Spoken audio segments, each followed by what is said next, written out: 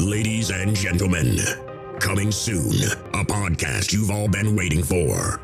The movie podcast to end all movie podcasts. A podcast that discusses and critiques the best of the best and the worst of the worst movies playing at a theater near you. With a host whose opinions have been deemed as fact by your favorite fact checkers. And that's a fact. Without further ado, let me introduce you to the movie maestro, the tyrant of theater, the gumshoe of review, the man that makes theater employees and Hollywood execs shiver by his mere presence. Ladies and gentlemen, the judge, the jury, the sultan of cinema, Justin Henson. Welcome to the Movie Wire. Welcome to this week's edition of The Movie Wire. I'm your host, Justin Henson, and welcome to the show. We have a fantastic show this week with 4 brand new reviews, 3 new in theaters, and 1 brand new for streaming. This week on the show, we have an early review of the new Owen Wilson comedy where Owen Wilson sports the Bob Ross hair in the new movie Paint that will be released in theaters on April 7th. The follow-up to the 2019 DC film about a teen that gets the power of the gods. This go-around, he has more of a threat, but now more gods on his side. In Shazam, Fury of the Gods. In a world where adults are not allowed to live. In the remake of the 1984 cult film franchise, Children of the Corn. And finally, 2 old friends reconnect at a funeral and decide to get revenge on the widower who messed with them decades before in the new comedy Moving On. Ready for my verdict? Let's get into it.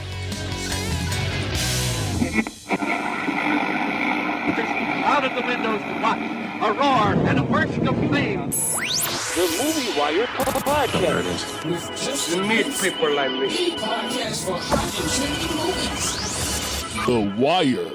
And here we go. Owen Wilson portrays Carl Nargle, Vermont's #1 public television painter who is convinced he has it all. A signature perm, custom van, and fans hanging around his every stroke. Until a younger, better artist steals everything and everyone Carl loves. In the new comedy drama, Early Review of Paint, that hits theaters on April 7th. Our goal's pretty simple. I want to help you get what's in here and just splash it onto there. Don't worry, it's not rocket science. It's harder.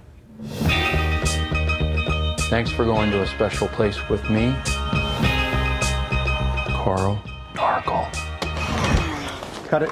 That tree is probably too tall. Brace yourself, you are going to get some calls about that. Mr. Nargle, it is an honor to meet you, sir. Wait, what's going on? Hi, friends, and welcome to Paint with Ambrosia. It takes paint to a whole new place. And it's been a lot of places. Good night, everyone. I've never seen him that mad. Does this mean I'm your muse? Don't let fame bring out the worst in you. A real man never looks back. These the new tote bags. It's only because yours weren't selling. You're lucky I'm an artist instead of a woman who says really mean things to other women. You were an artist.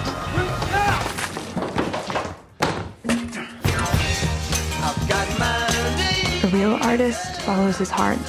My Uber is here. I don't know what that is. It's goodbye. How's everything going? Awesome.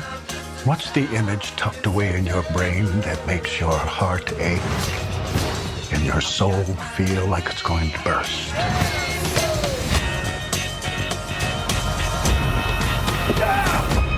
Carl is one-dimensional and very sexist.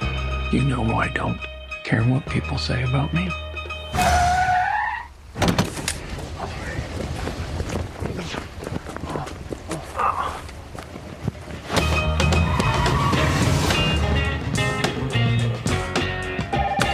PBS Burlington. Carl stole my newspaper. Yes, we're aware that Carl is stealing newspapers. Please hold.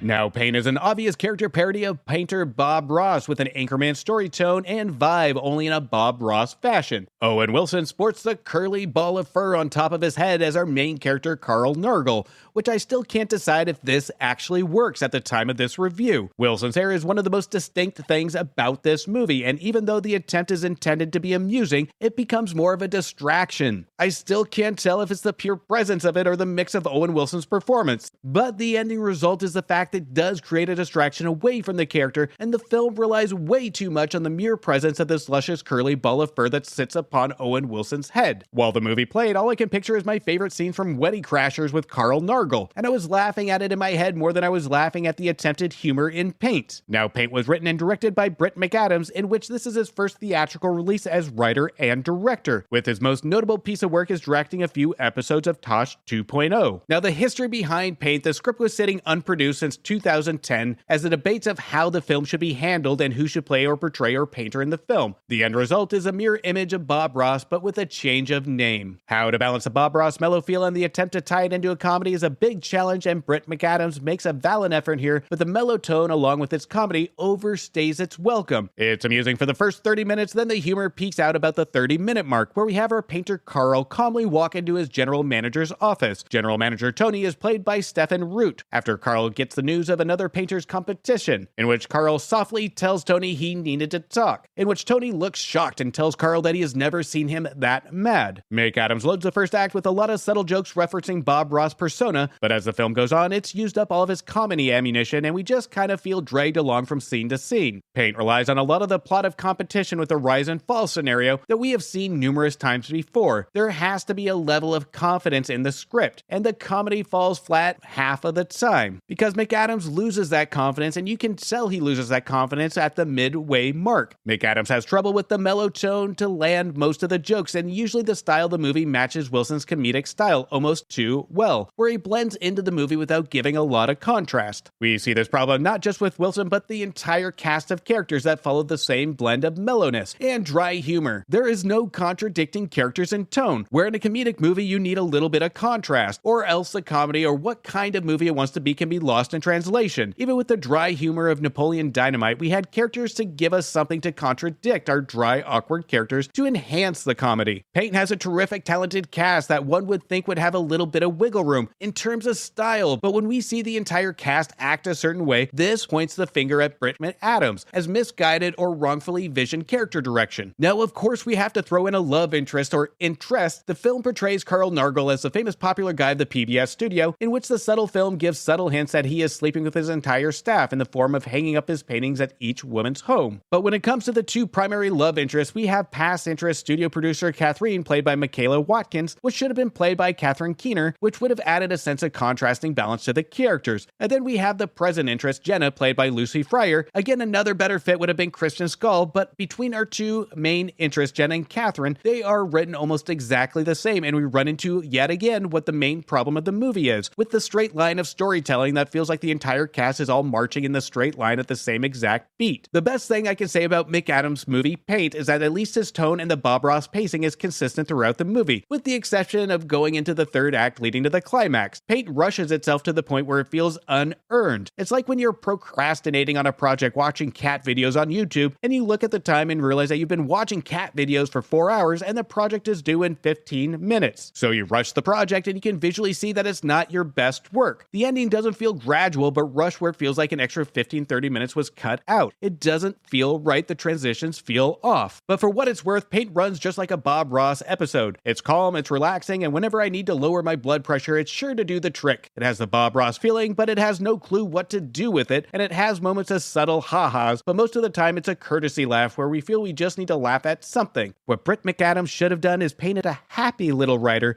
just right there next to him to help with his screenplay. Isn't he a happy little writer? Just paint a nice little chair, just have him sitting right next to him. I'm giving Paint 2 stars.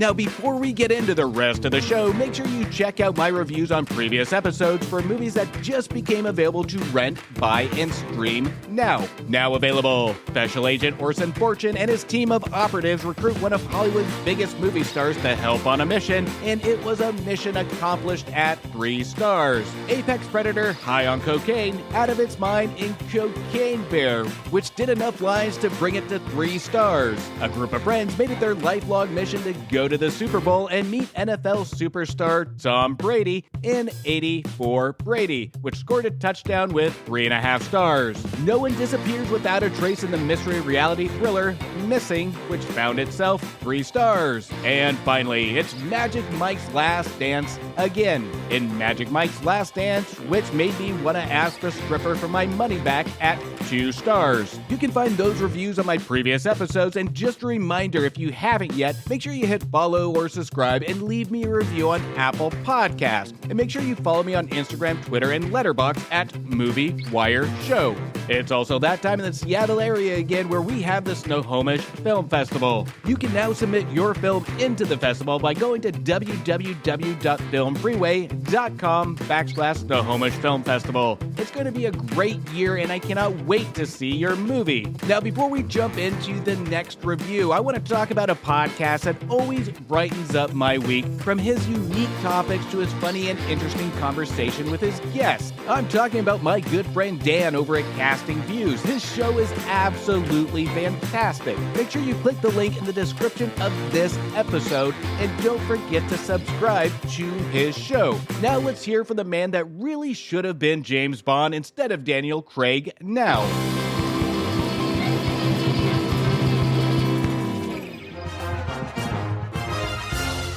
I'm Dan. I'm Lou, and together we are Casting Views. An uncle and nephew chatting on random topics, some heavy, some fun, but we aim to amuse. Don't miss out, don't delay. Subscribe to Casting Views today. You can find us on Apple Podcasts, Spotify, Anchor, and Good Pods.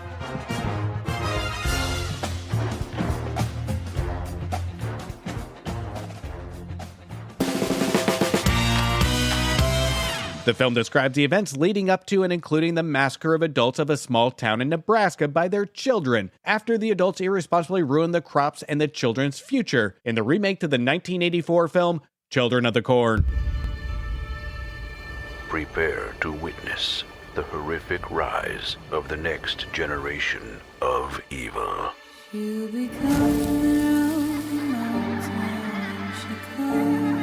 Based on the short story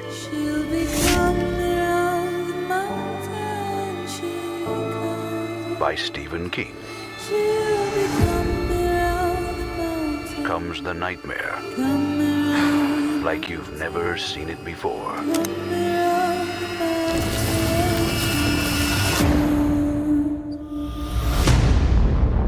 I know, it sucks. So hard sometimes you can hardly breathe. But I can help with your pain.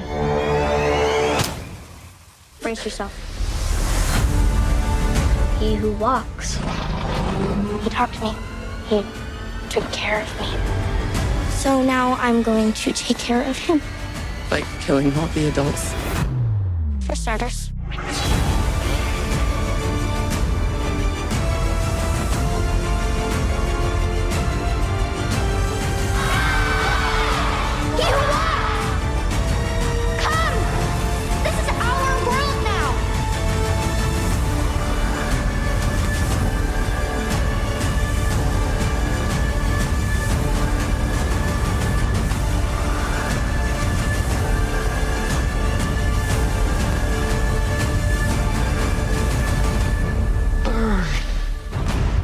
Children of the Corn.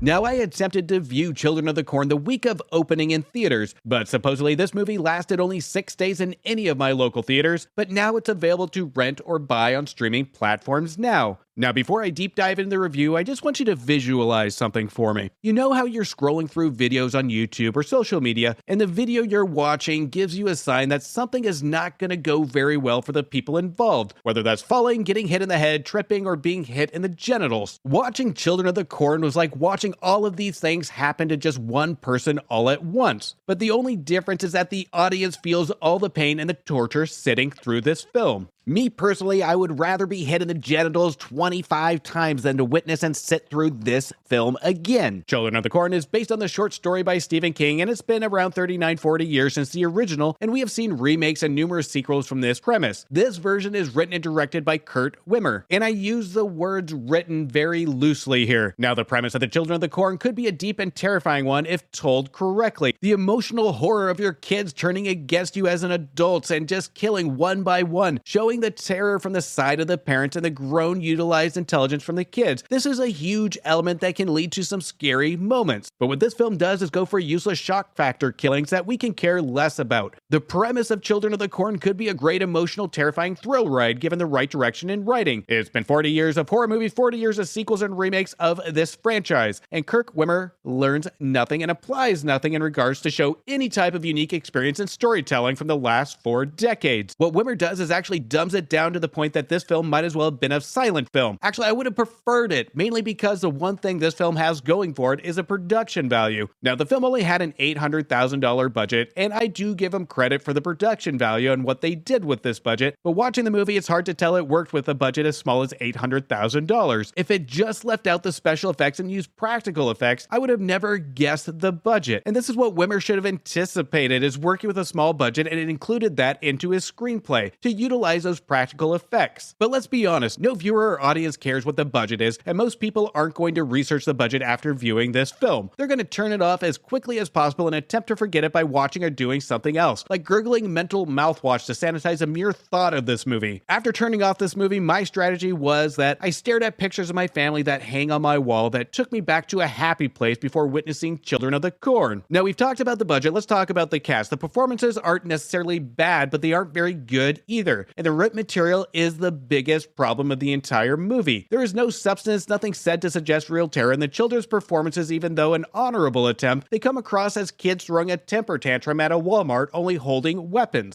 The performances are even more hard to watch by the awful up-close shots on the characters to show the overacting from the cast. There is a scene in Children of the Corn that will stay indented into my mind as one of the worst unintentionally humorous, poorly directed scenes in my recent memory, where the town has a meeting to discuss its future, and the kids speak up to only say they should have a say, and the adults of the town erupt in a finger-pointing laughter that we usually see in a comedy, and Wimmer's focus on these slow up-close shots that reminded me of watching the crowds in the Adam Sandler comedy The Waterboy. I was just waiting for Rob Schneider to pop out with his overalls and pitchfork yelling, "You can do it!" to the kids before they go on a murderous rampage. Now, Children of the Corn is an impressive achievement on an $800,000 budget when it comes to how shiny its production is, if you take out any attempt at the special effects. But again, nobody cares about the budget, they care about the entertainment value and was it well executed. But it's ruined by not only the bad standards, but laughably bad camera shot decisions, acting, special effects, and the absolutely horrid writing that stems in the root of all issues. Why was this movie even made with how bad the written material was, and the decades of material to work with? Children of the Corn 2023 will now be my go-to example of rebooting not for the love or concept of the original material, but rather saw dollar signs using the name. This is hands down one of the worst movies of 2023 so far, and what's more terrifying than what this movie tries to be is the thought of any other movie this year being this bad. I'm giving half a star to Children of the Corn.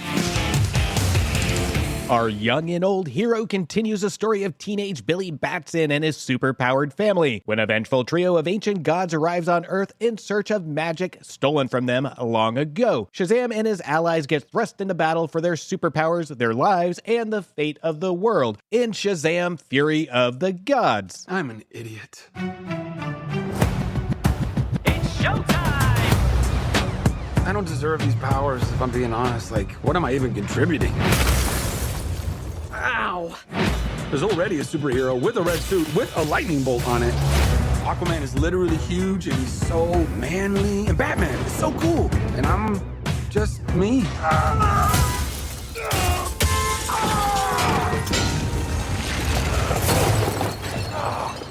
I feel like a fraud. It doesn't matter. Anyway, the wizard gave me superpowers. And then everybody got superpowers. Where's everyone going? To fight crime? Okay. Now everyone's kind of like doing their own thing, and I'm the only one trying to keep it together. You understand I'm a pediatrician, right? Come on! Now let's get down to business. Listen to me, Billy. The fate of your world depends on it. The daughters of Atlas are coming for you. Children stole the power of all the gods. Shazam! This is very personal, Billy. Look, I might not have as much experience as you, because I'm not super old like you, but I've seen all of the Fast and the Furious movies, lady. It's all about family! Family! Guys, that was a signal! Introducing the star of our show. His name is Shazam! Now let's get down to business. Your world will not survive this. I don't know how we fight powers like this. You think I know how to fix this, dude, but I really don't. Billy, everyone can be worthy. Let's give it a chance. Now go fight for your family. Go fight for the world.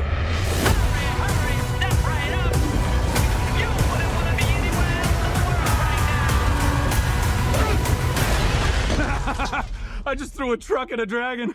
I love my life.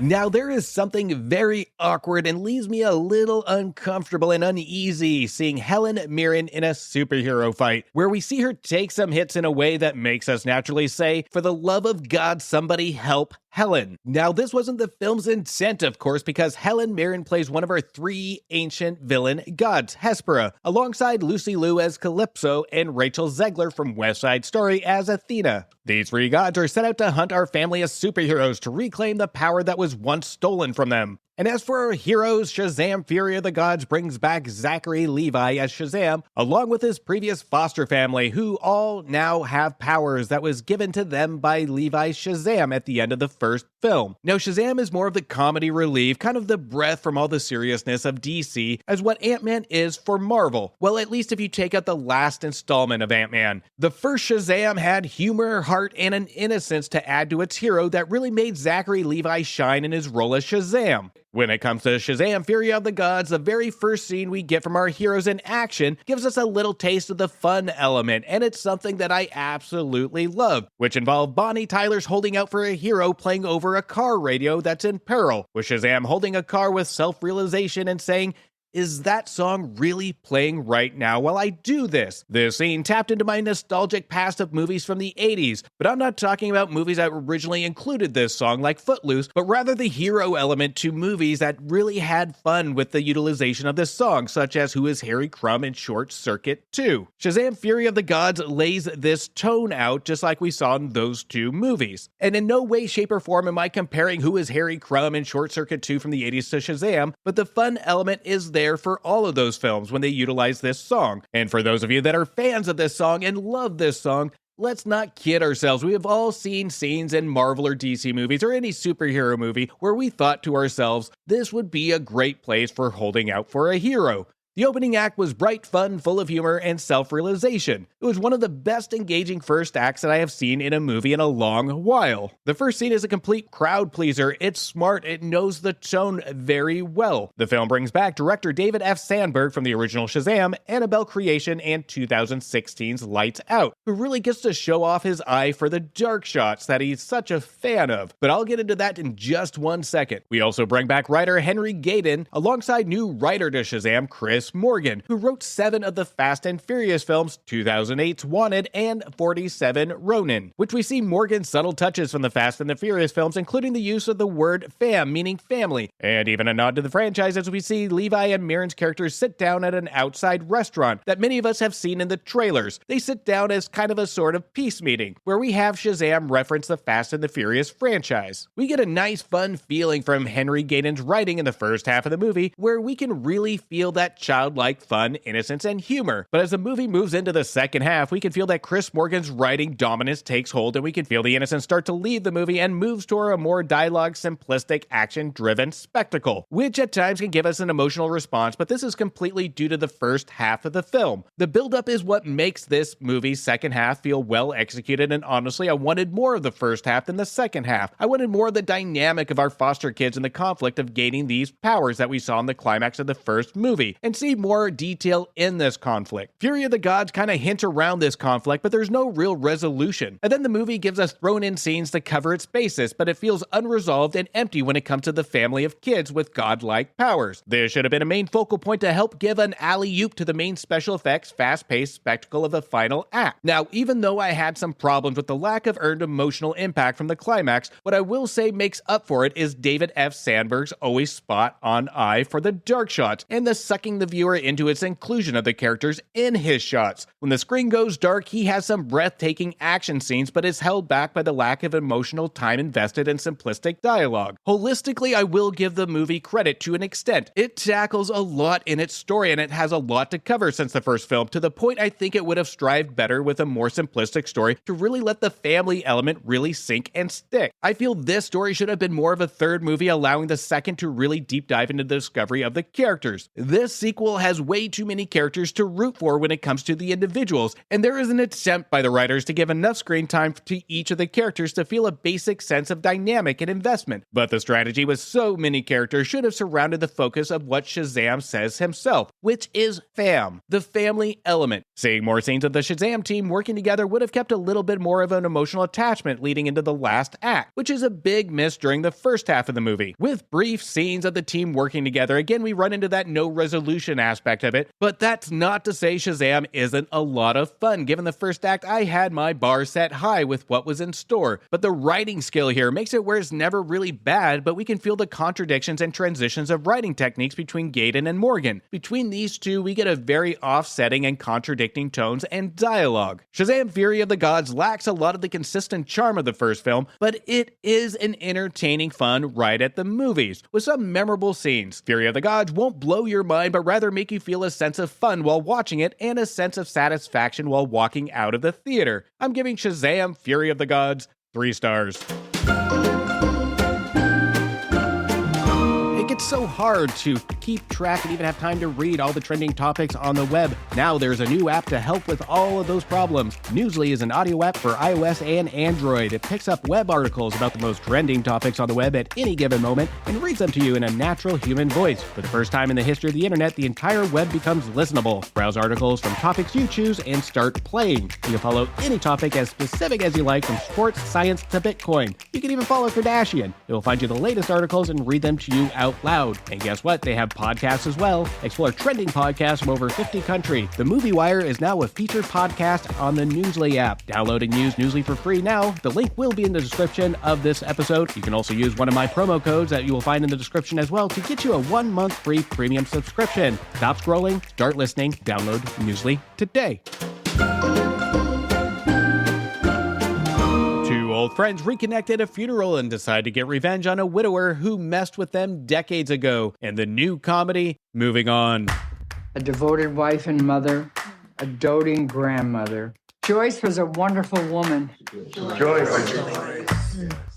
This is Claire, one of Joyce's oldest friends. They were at college together.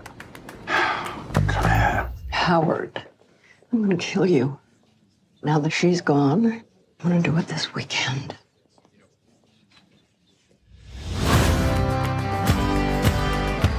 Evelyn, I need to talk to you.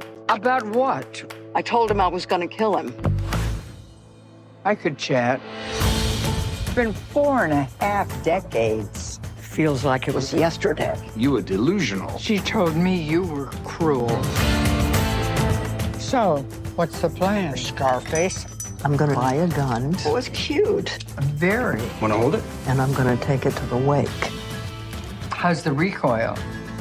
Recoil? I'm not gonna lie, it has a little kick. Well, darn it, we tried. Do you have any poison? I have a cyanide pill in case I'm captured by the enemy. You can have it.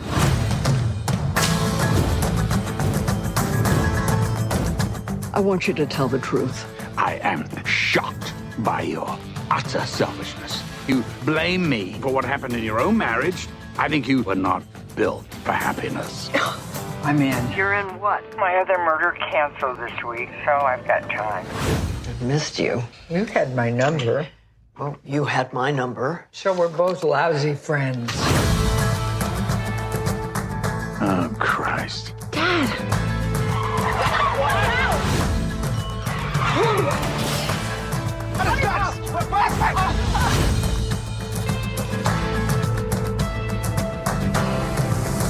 Why are you carrying that knife? Oh, I was gonna stab someone. Crab cakes? Who is it? It's Ralph. I slept with him last night. You have a condom. I don't want to get knocked up. This was a movie-going experience that I haven't felt in a long time. I recently had the pleasure of watching the opera Lohengrin on the big screen that had a runtime of 5 hours. And that seemed to move quicker than the hour and 25-minute runtime of Moving On. Watching Moving On, I felt like time just came to a halt, like I was in purgatory. From the trailers and the synopsis of this movie, seems to be a classic revenge story between two friends Claire by Jane Fonda and Evelyn played by Lily Tomlin, who have worked on numerous projects throughout their career, more notably 9 to 5. Our two leading ladies recently had a friend die, leaving her husband Howard, played by Malcolm McDowell, who has been defined and described in the movie as being a cruel man by Claire and Evelyn, but very little detail on why until we get to the final act. The rest of the cast seem to see Howard as a complete opposite than our two ladies, from even his own daughter to his grandkids. Now, Claire and Evelyn have been friends since college, but they have been apart for years, living their own lives from raising kids to traveling the world playing the cello. But they are brought back together from the death of one of their friends.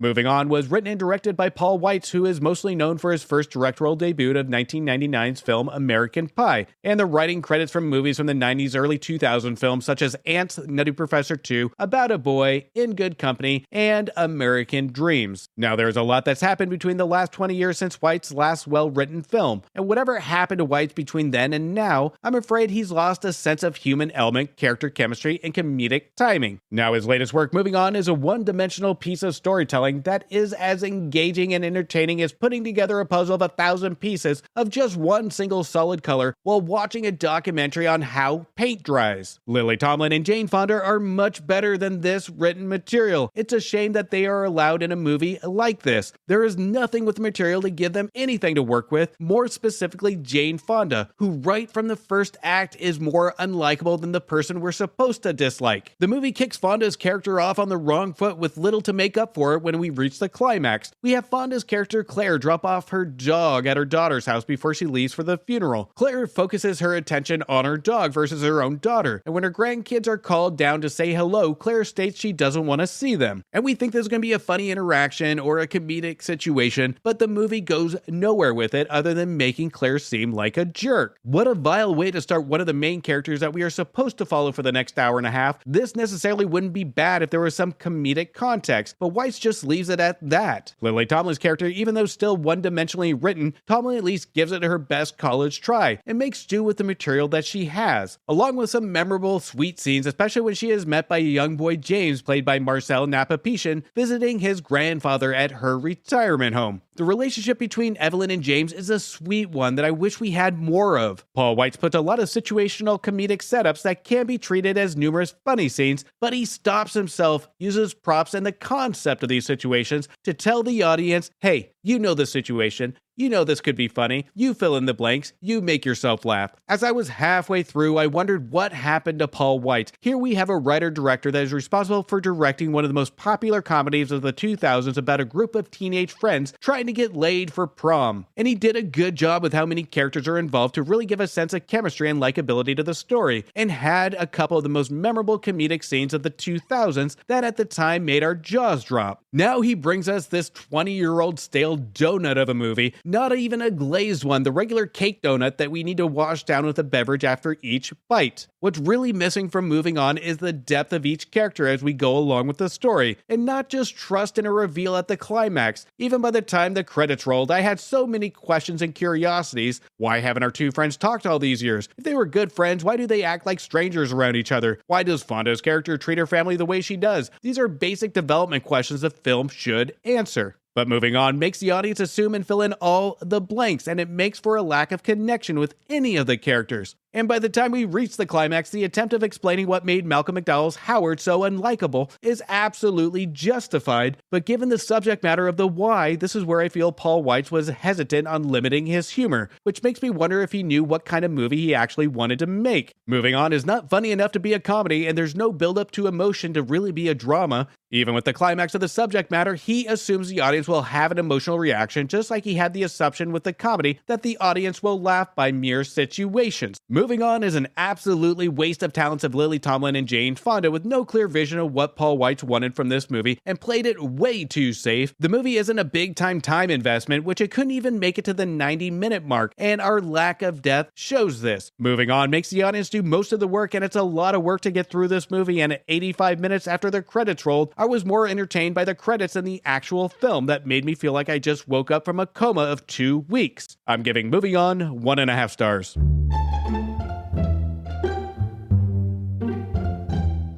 And that's a cut on this week's edition of The Movie Wire. I want to thank you for listening and thank you for your support. You can also show support by following me on Instagram, Twitter, and Letterboxd at Movie Wire Show. Until next week, do me a favor, make sure you stay for after the credits to show the respect to those that put their blood, sweat, and tears into making a feature film, and support your local movie theaters. A verdict has been made on this episode of The Movie Wire by your host, Justin Henson. He thanks you for listening to the show. You can follow Justin on Instagram and Twitter at Movie Wire Show, or visit his website, www.themoviewire.com. Oh, and don't forget to leave a review on Apple Podcasts and Spotify. I'm sure he'd love to hear from you. Until next time, we will see you at the movies. Thank you for bringing me to the movies.